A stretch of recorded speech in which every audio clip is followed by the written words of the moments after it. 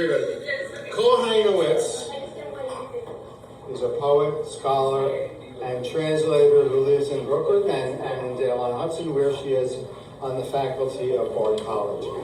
This is an introduction written by Evelyn Riley, so any grammatical errors are hers.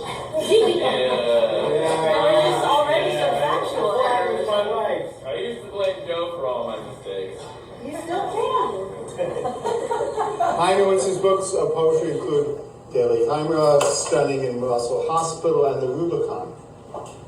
As a translator from the Spanish, she specializes in 20th century Latin American poetry, and recent books include Advice from One Disciple of Marx to One Heidegger Fanatic, and Bleeding from All Five Senses by Mexican infrarealist poet Mario Santiago Papasiquiaro.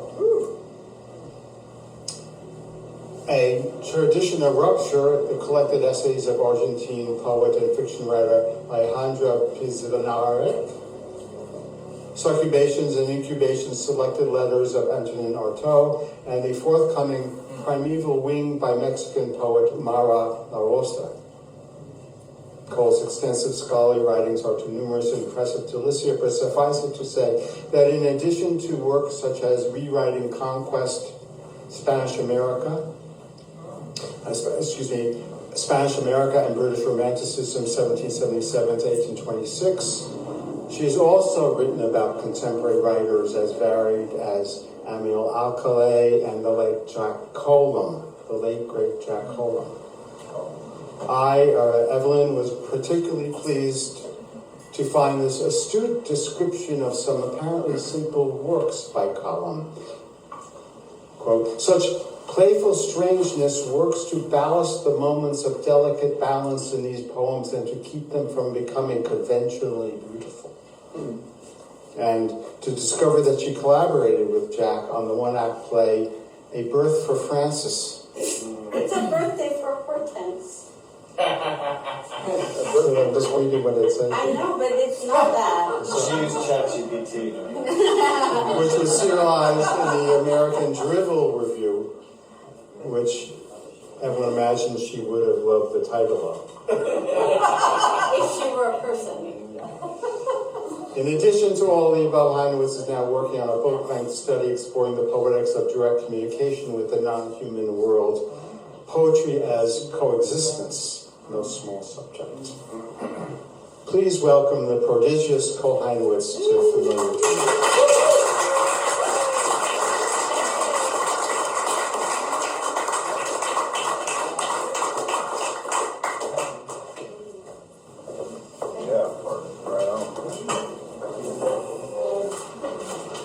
Thank you so much for that sweet introduction, Evelyn. And this reading is dedicated to a lot of people who I see here, and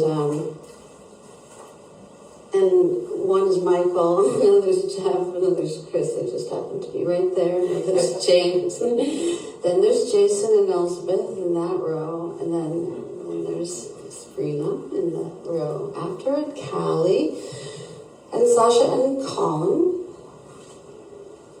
and Rudy and Susan and Vincent and Joe. If I didn't mention you, I can't see you. Thanks.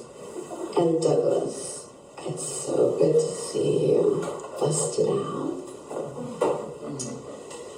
Okay, so I asked Vincent to read first. Do I sound okay? Should I step back a little bit? All right. I asked Vincent to read first because I wanted to be able to respond in part to him directly in what I chose to read. And it was very clear from your reading the best way that I could maybe mount onto that wavelength and transmit something back in kind.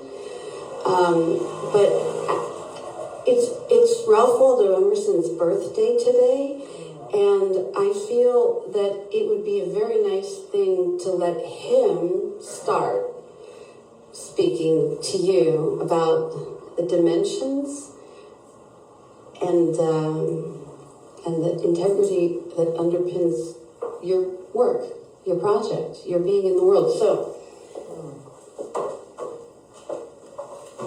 I'll just pick a little bit then. This is for Vincent from Emerson's essay. It's called The Method of Nature.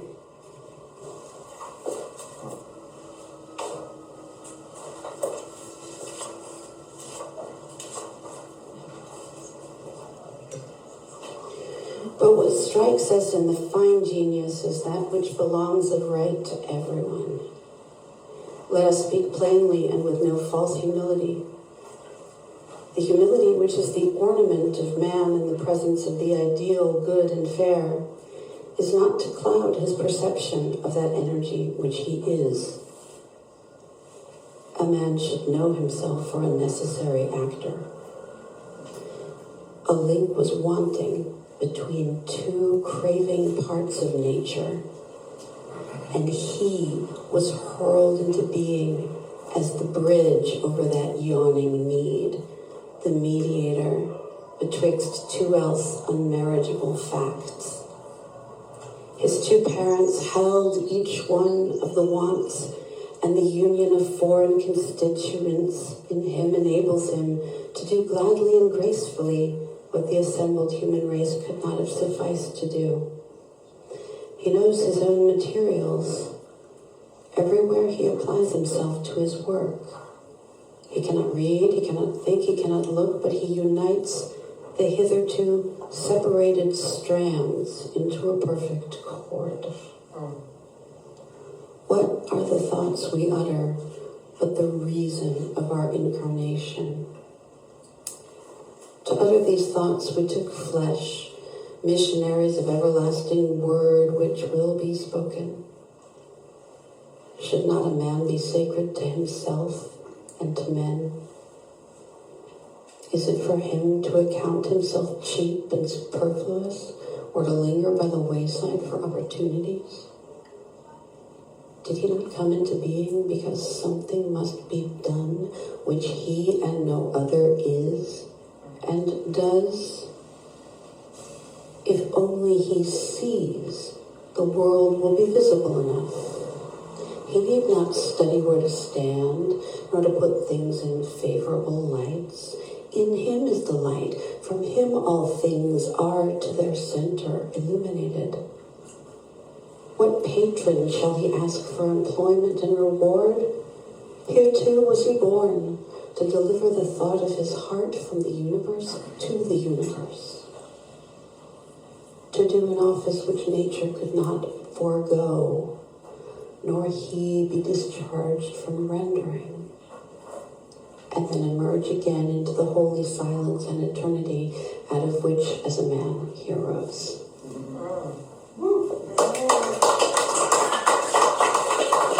Happy birthday, Ralph. How old is he? Oh, I don't do math. Oh, 39. Yeah. He's been age regressing for what, like 100 or something? Okay, so the next thing also for Vincent, this is the segue in my words.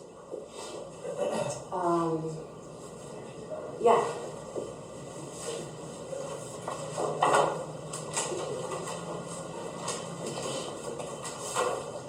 Yeah, because your book is called Understanding Objects, and you chose to talk about West Stockbridge and what it meant, the materiality of that thing, that book, and that history, that lived experience that makes this place feel familiar, though it's your first time here.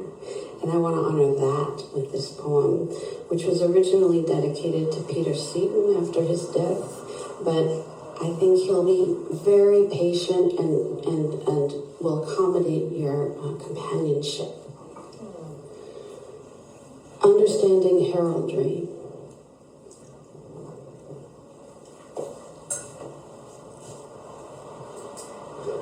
Yes, they are alive and can have those colors. When you see a picture of Peter, you think about Peter, who's thinking he can talk to the dead. The idea was not original. From ancient times, Warriors and rulers adopted tribal symbols that in time came to represent faces, which came to mean faces by incorporating features of the faces of the vanquished dead. There are endpoints to any spectrum, leading questions. Deixis. Does it seem dead? Are you quite dead?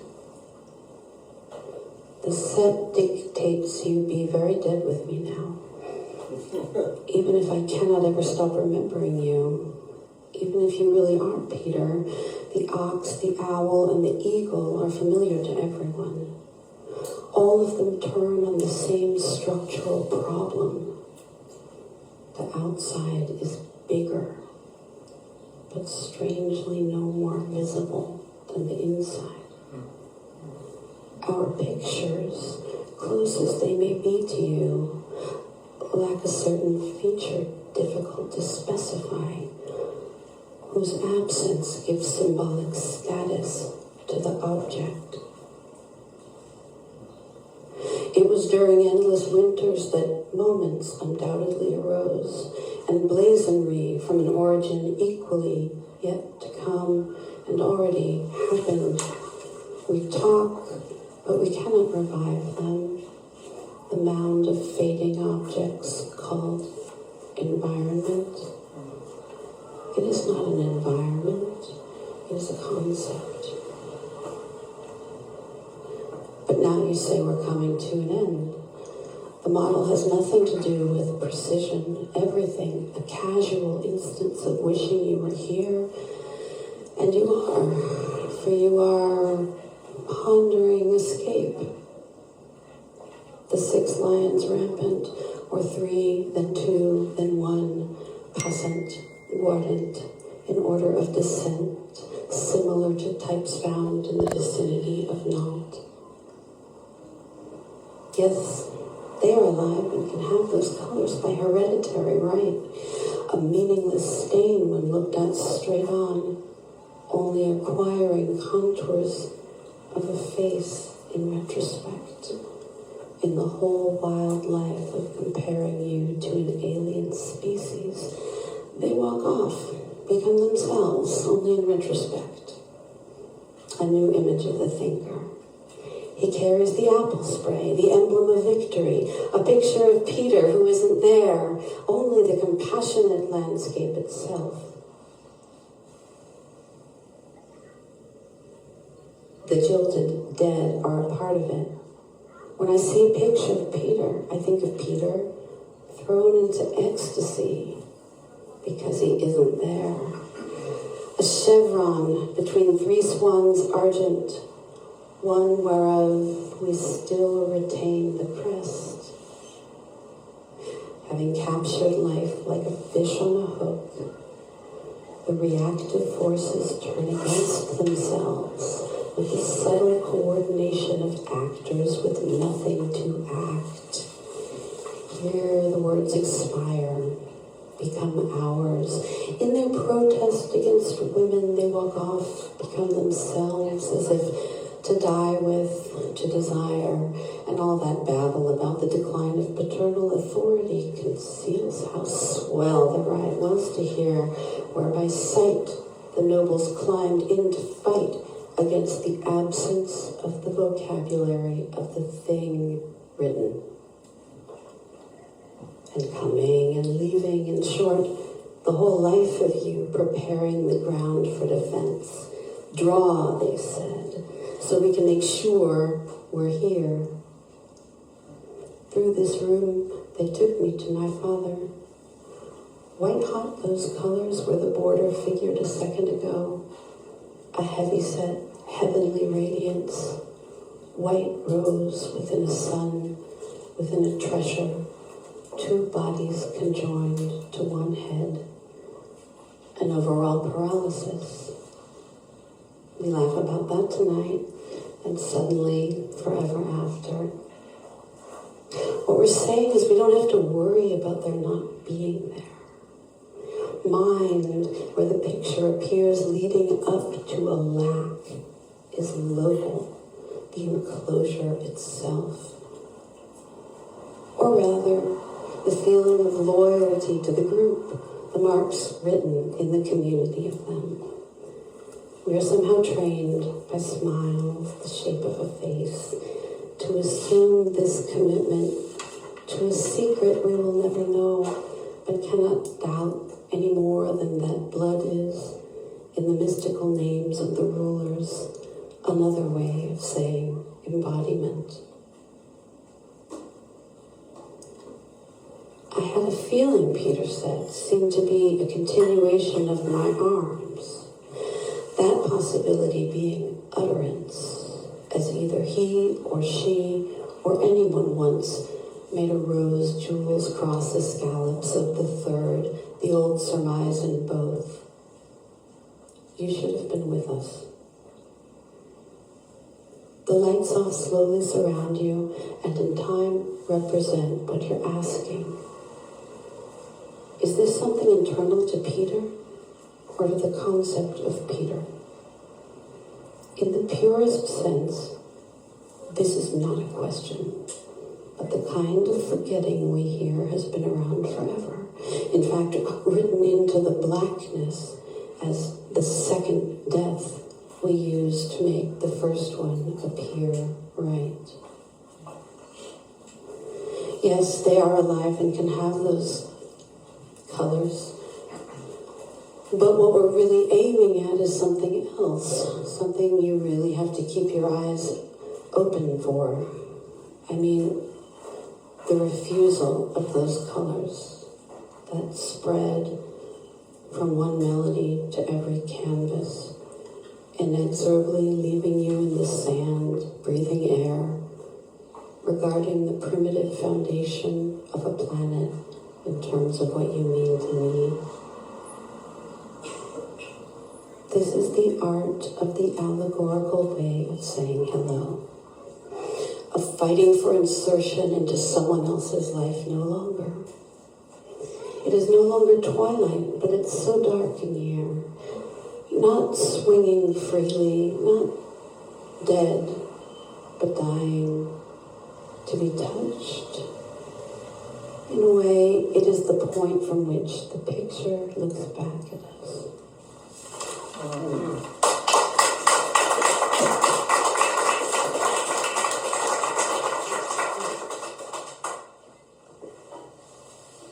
Well, now I know that part of what was supposed to happen.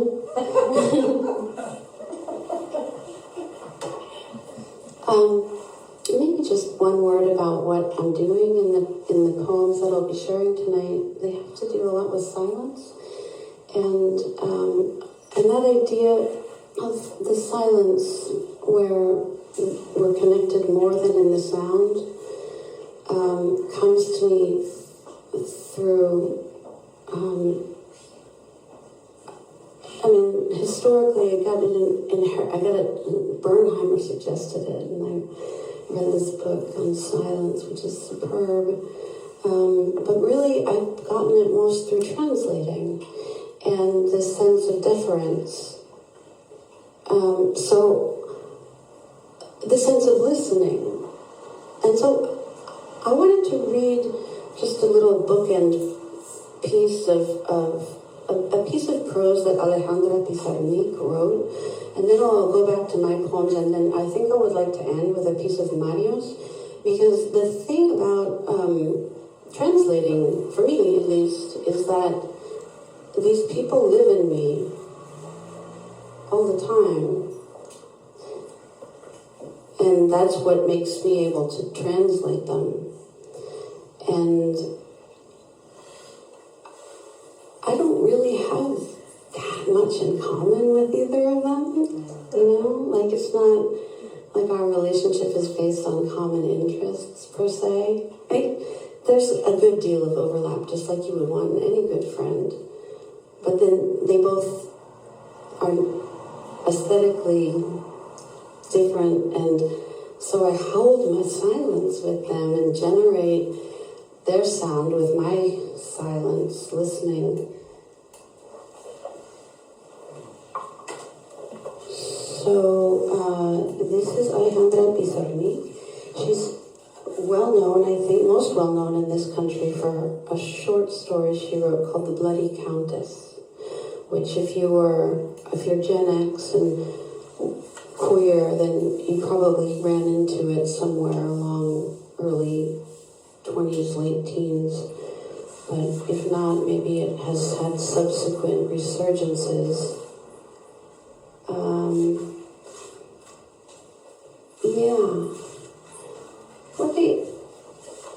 I guess I really wanted to say with all that business about silence and translation is that I think it's wonderful to write for the audience of the dead and the living. I love that there are living people who I love in this audience, but I feel like that the dead are the proper audience to think of as a poet. And it just so happens that both of the people I translate are dead, but not long dead, like with Vincent. These are recent deaths. These people could have been alive, and their friends still are. So it's a different world. I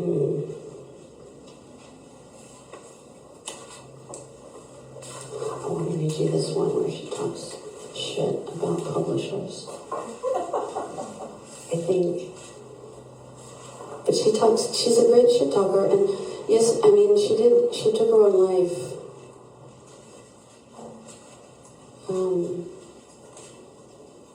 Which is entirely understandable. And she did leave a lot for us, though.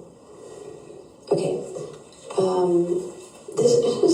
It was weird. She had a divided life. Like, she was a poet and visual artist, and she studied visual art at the UNAM, the Universidad Autónoma de México. I'm talking about And so she was both a visual artist and a poet. how did I get Back that? up from the Back mic up here. Yeah, to just Bobby. here. Yeah. Sorry. Thanks, Jeff, because you know me. I get too close. And I appreciate your guardianship, your stewardship, mostly for the mic's sake. I'll cut it. Okay. Anyway, so she also made a living doing journalism stuff, very erudite, cutting edge, Buenos Aires kind of 60s. Anyway, she was asked to submit a prologue for an anthology of young Argentine poems. And this is what she wrote. I really should back up a little bit. Okay. Now you, I know, are only speaking as a man of science. Am I good? Technology, more specific. This is why it takes a village. Poetry is where everything happens, like love, humor, suicide, and every fundamentally subversive act. Poetry ignores everything but its own freedom and its own truth. To say freedom and truth in reference to the world in which we live, or don't live, is to tell a lie. It is not a lie when you attribute those words to poetry, the place where everything is possible. In opposition to the feeling of exile, the feeling of perpetual longing, stands the poem, Promised Land. Every day, my poems get shorter, little fires for the one who is lost in a strange land. Within a few lines, I usually find the eyes of someone I know waiting for me. Reconciled things, hostile things, things that ceaselessly produce the unknown. And my perpetual thirst, my hunger, my horror. From there, the invocation comes, the evocation, the conjuring forth. In terms of inspiration, my belief is completely orthodox, but this in no way restricts me. On the contrary, it allows me to focus on a single poem for a long time. And I do it in a way that recalls perhaps the gesture of a painter. I fix the piece of paper to the wall and contemplate it. I change words, delete lines. Sometimes when I delete a word, I imagine another one in its place, but without even knowing its name. Then, while I'm waiting for the one I want, I'll make a drawing in the empty space that alludes to it. And this drawing is like a summoning ritual. I would add that my attraction to silence allows me to unite in spirit poetry with painting. In that sense, what others might call the privileged moment, I speak of as privileged space. They've been warning us since time immemorial that poetry is a mystery, yet we recognize it. We know where it lies. I believe the question, what does poetry mean to you, deserves one of two responses, either silence or a book that relates a terrible adventure, the adventure of someone who sets off to question the poem, poetry, the poetic, to embrace the body of the poem, to ascertain its incantatory, electrifying, revolutionary, and consoling power. Some have already told us of this marvelous journey. For myself, at present, it remains a study.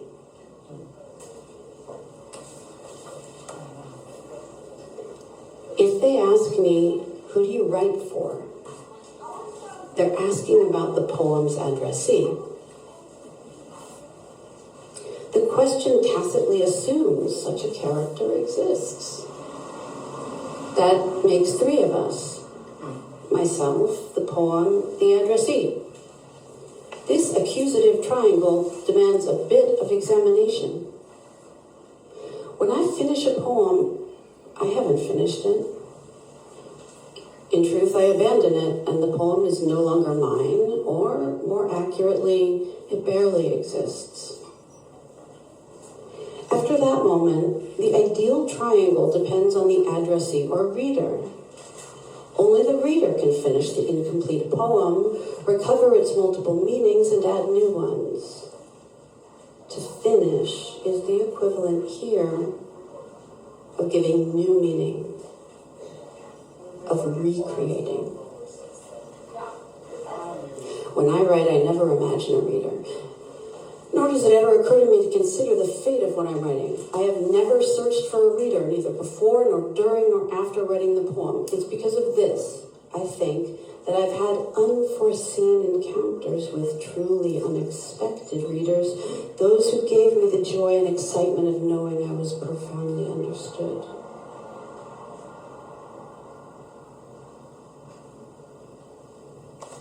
That's nice.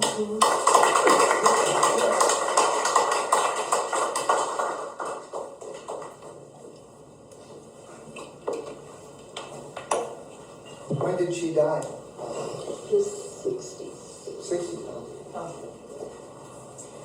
thought I would read a poem of Mario's to her to end with, but in a section in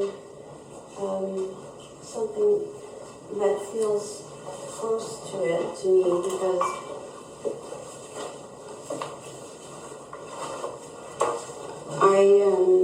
I'd like to read two poems, and then I'll read a piece of Mario's just to conclude.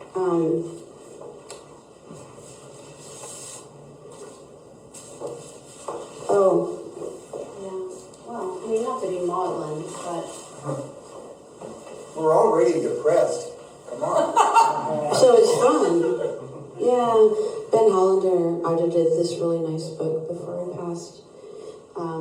And this poem is in here. It's a book of letters for Charles Wilson that he collected from people. And it really spans a wide array of different kinds of makers, of different ages and different places in the world. And it was a good thing he did. So this is the poem I contributed to it. It's called Letter to Charles Wilson. And it's divided into little parts. A poem. You cut into story the primary equal of its parts, of what has been converted from legend and myth into something called history.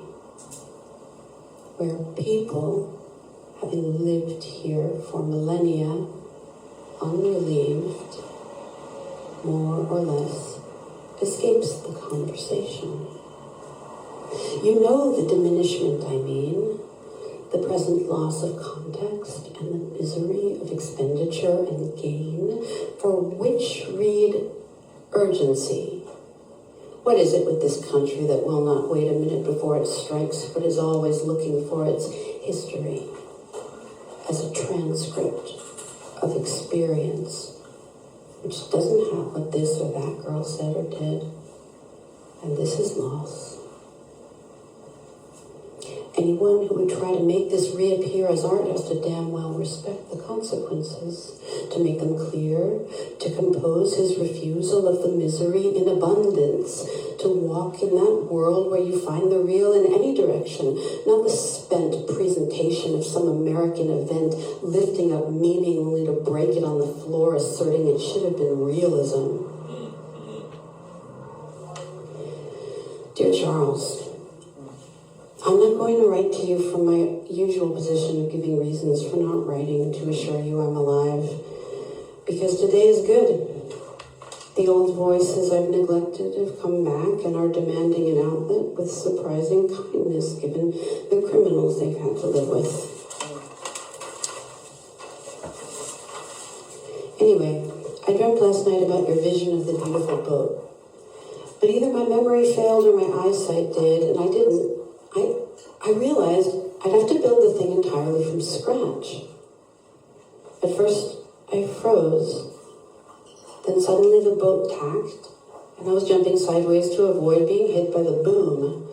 I was reading this in a book I could see, but couldn't feel. When I went to turn the page, my fingers didn't touch anything. It was the sacred book of language. It was open to a page that read, "Work dexterously with delight. Draw everything out from your heart. Meet it with your mind. Compose the pieces. Make them adjust." There was something throbbing in my heart, dark with a red glow, spreading into my guts and throat. I wanted it to spread through my limbs and radiate out of my body, but I only knew how to draw the forces in. So I gathered it back to my heart and rocked it like a baby. Someone on my left was beating the air away from my head with a feather. The shapes of an eagle and then a butterfly appeared in a fierce red glow.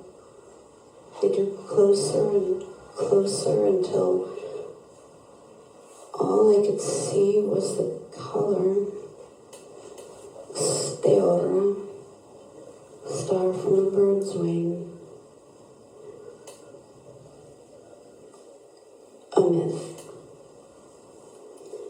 Back when human language was an animal, it carried the earth and the sky in its mouth and everything spoke. That was when the sun fell in love with the moon. Sun had heard that moon was contained in an old hollow log, so he scooped out the log to build a boat that would carry them away. Foolish sun, swelling sun, lie quiet. Moon is missing, and only deer can bring her back. Lie quiet, sun, and wait for deer to pass, for nothing lasts. So sun waited the entire day, and when night finally came, moon appeared in the sky. Sun stole a deerskin to disguise himself and flew to her, and they were joined. Moon shone brightly then, but soon she went in search of other lovers. And the more she loved, the more brightly she shone. She grew so bright that no one living on earth could sleep, and everyone went mad. They begged sun to put out one of her eyes. And because Sun was jealous of Moon's lovers, he did. Dear Charles, this morning someone told me that the Weathermen split from SDS and became terrorists because they were brainwashed by a cult. He remembered being at what he thought was a party when he realized that everyone was performing a ritual and that they wanted him to join. For several minutes he felt the blackest guilt for all the beings he had harmed, willingly or not. Then all of a sudden the guilt disappeared, and in every cell he felt his oneness with the universe.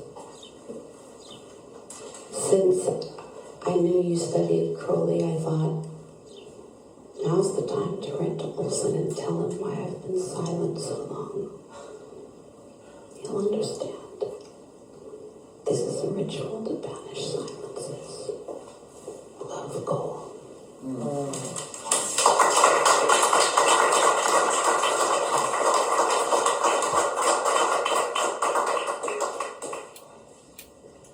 So, is the time all right? I'll read one more poem of mine and then one of Mario's. No. Okay.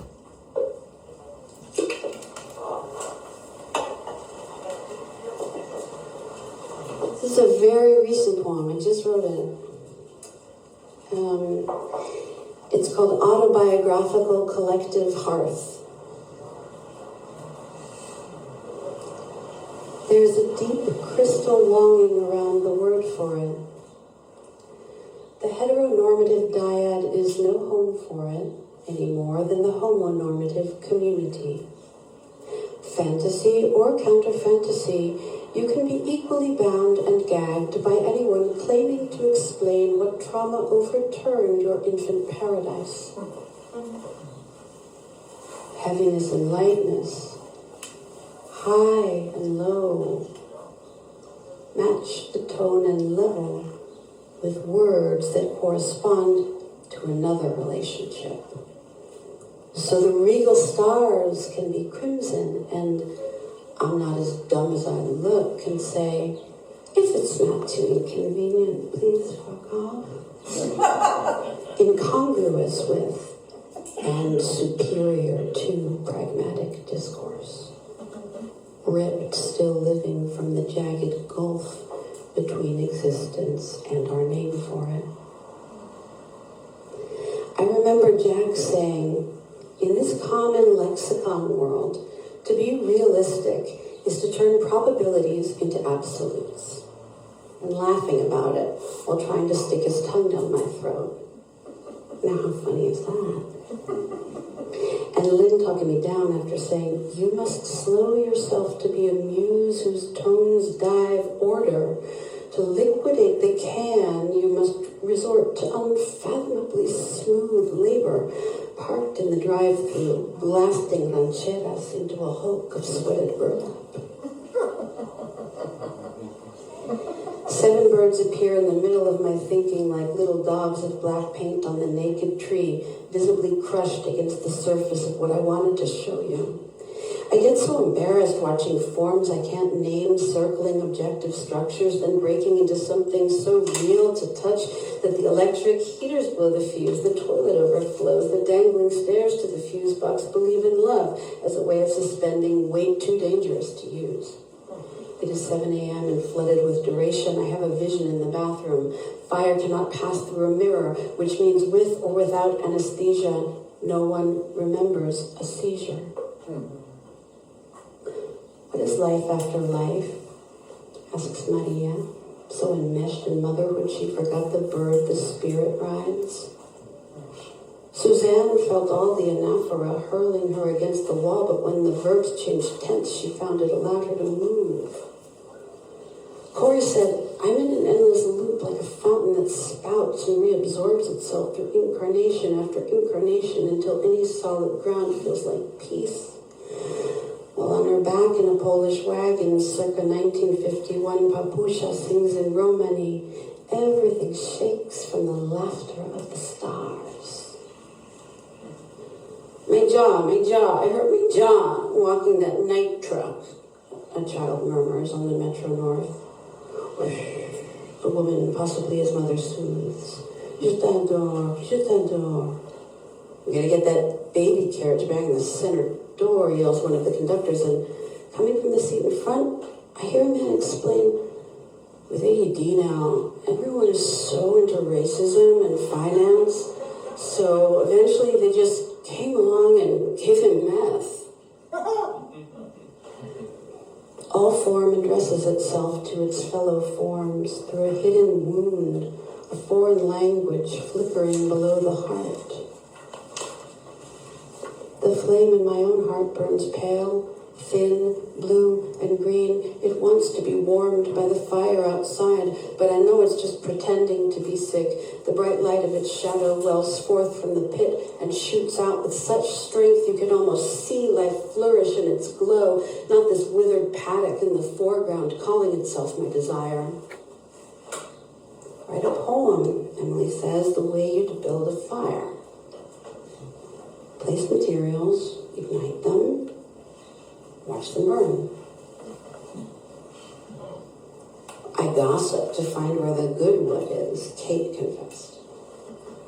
Corey admits to grabbing all the fallen branches off the ground and building a blaze that warmed the whole camp while the others were too busy learning how to make things belong to them, to notice. When Joshua came over, I burned chair legs and construction scrap, and we cuddled under a blanket on the cold wood floor. It's no secret that I built the fire badly, with abandon simply because I could, and I've reveled in misusing my skill at making fires since immunity was granted me to do so.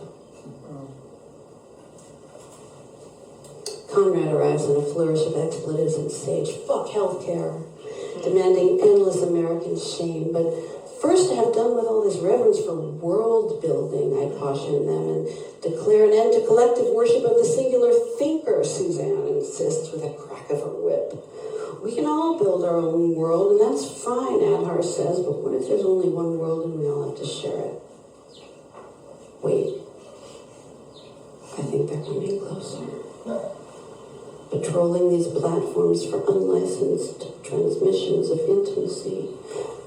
What if they find me writing this poem to you? I crossed my own heart. I will not cross it out. The police have arrived and seen everything. I am passing around a bucket for donations from the floating world.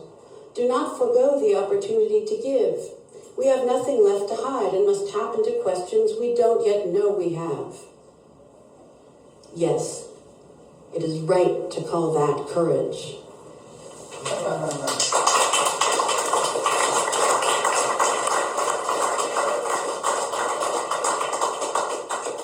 And then, I don't know if Mario's here, actually.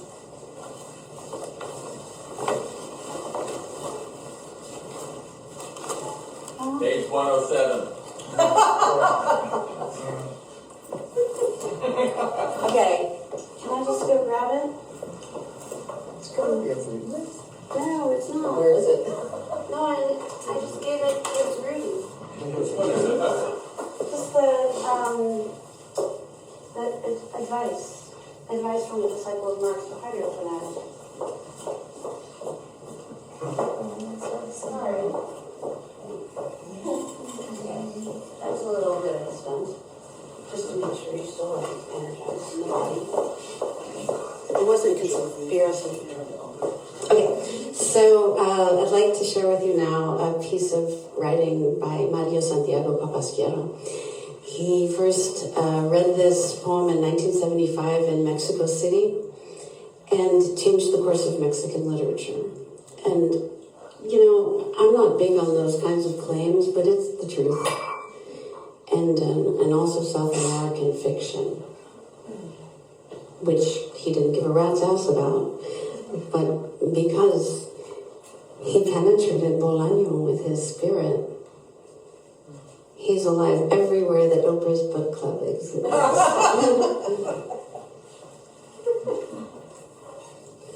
I'm going to read you the first part of the poem that he read, that in his voice knocked all of the Universidad Autónoma dons, you know, like the very crusty poetry professors, like on their asses.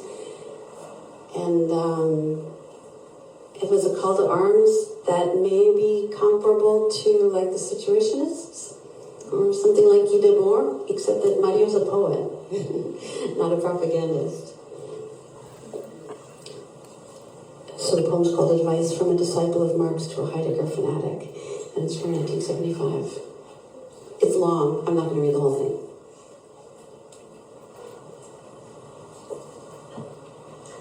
But it's not even late.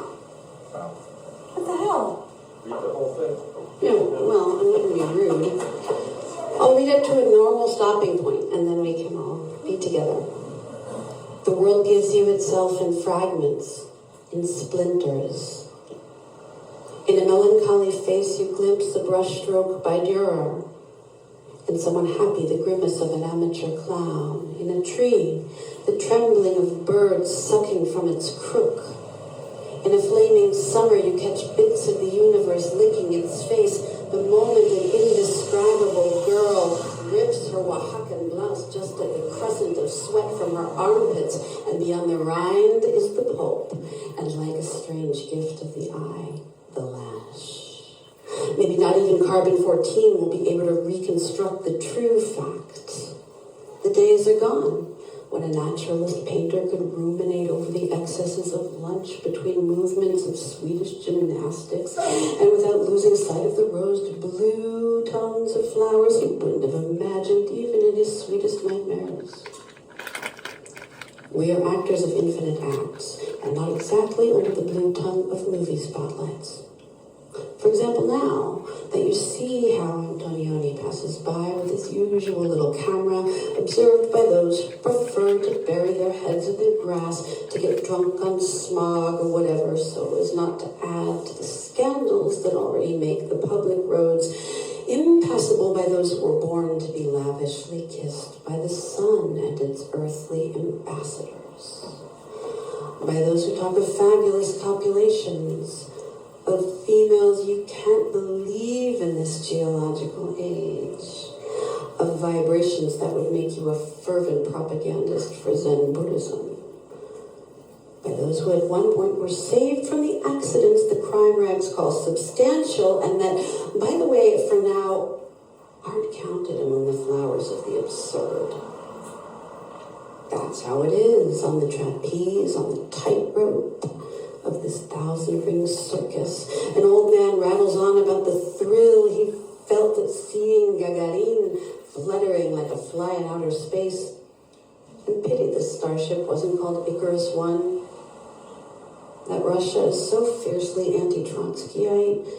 And then his voice dissolves, collapses between cheers and boos. Reality and desire get thrashed, get chopped up, they spill out over each other like they never would in one of Setmuda's poems. Foam runs from the mouth of the one who speaks wonders, and it would seem he lived in the clouds and not on the outskirts of this barrio. The humid air of April, the lewd wind of autumn, the hail of August and July, all here present with their fingerprints. Alcohol, piss. What hasn't fertilized this grass? How many sub-minimum wage gardeners will leave their watery proteins in this trap? For now you stretch out face down toward the shade of the long and hairy legs of the parks where they gather. The one who dreams of revolutions that stay too long in the Caribbean. The one who'd like to rip out the eyes of the billboard heroes to expose the hollowness of the farce. The girl with the feline and filmic green eyes, even if on getting closer they turn out to be blue, or who knows. The student, all adrenaline and erupting pores, the one who believes in nobody, nor in the Kantian beauty of some admirers of Marcuse and Bursa, yelling that we're putrefied by rage, dehydrated from so many tomes of theory. The occasional little whore who shares the torrent of her solitude with strangers, letting grace, sympathy, sudden vibrations tip the scale of supply and demand. Chance. That other anti-poet and incorruptible bum.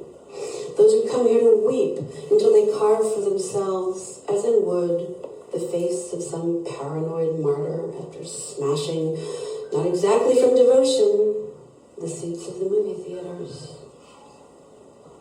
The one who writes his will or his epigraph on one wrinkled napkin and then blows kisses to the wind, and everyone assumes it's his birthday, or last night he got hitched in holy matrimony, and all the hypotheses turn out too fragile to explain why he used a gun and not a can of paint if he seemed capable of seducing to the point of fever the pulse and the pupil of Giotto, the one who always greets you with, "I'm desperate." And yourself?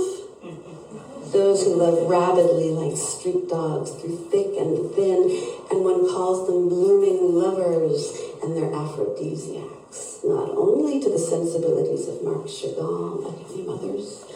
Those who meet death in person in the hour when suicide becomes an obsession, a disheveled desire to bite and be bitten, to have done with all those pipe dreams that seem indestructible, to momentarily create such a power that the daily cement mixers destroy you like a brown paper bag. And then you understand the one who'd like to bury under mountains of plants, buildings, black earth, the slightest beat, the tachycardia of his intimate history. You're infected with the nervousness, the anxiety of those who act like they breathe, like they have a certain trace of carnivorous plants about them and spend hours waiting for their companion tenderness, that call girl who rarely arrives. Those who come running from the tear gases and billy clubs of the major avenues, of the major and minor stains that can't be removed with pine sol or the stroke of a Kleenex. Those who ignore who they are and don't even want to know. When the climate's reputation gets worse by the day, those perpetual sufferers from amnesia who suck their thumbs with joy because the earthly paradise is here and not in Miami. Those who promise to declare this autonomous territory, independent island that will not degrade into scrap metal ruins, supermarkets. At the moment a hit song entangles its rhythm with the rain's strange samba, and a fatally fleeting order is established so they can continue to dominate the scene, hair in disorder, enormous eyes moist, and as if risen from the very chiaroscuro of the night, a girl appears, her muddy fists against her thighs, repeating 1, 2, 3 times, "I am not a sex object. I am not that, you robots. I'm alive like a forest of eucalyptus. Here where the norm is to be implacably nice to each other, and this is the lesser evil." The bark trembles. My inner steps carry me through the streets of a green seaport the natives call mescaline. A sensation unknown until now, like being scientifically certain what DNA tastes like after making love. If this isn't art, I'll slash my vocal cords. My tenderest testicle. I'll stop blathering if this isn't art. A tree branch bends under the weight of a sparrow. Or rather, a sparrow ends up shattering a branch that's already broken. We're still alive. Somehow or other we must name the islands of crystals that with the luxury of violence trample the softest regions of your eyes. Reality seems like a miniature made to scale from mica, but also your eyelids, your perception and its straitjacket, material and energy, and the courage to stick your tongue inside their tongue. This is a very peculiar day. Vibrant, quotidian, anonymous, absolutely earthly, as we often say on days of celebration or during the ever more frequent house raids. The fear lights up your stomach and it burns. There is no ahistorical anguish. To live here is to hold your breath and undress. Advice from a disciple of Marx to a Heidegger fanatic.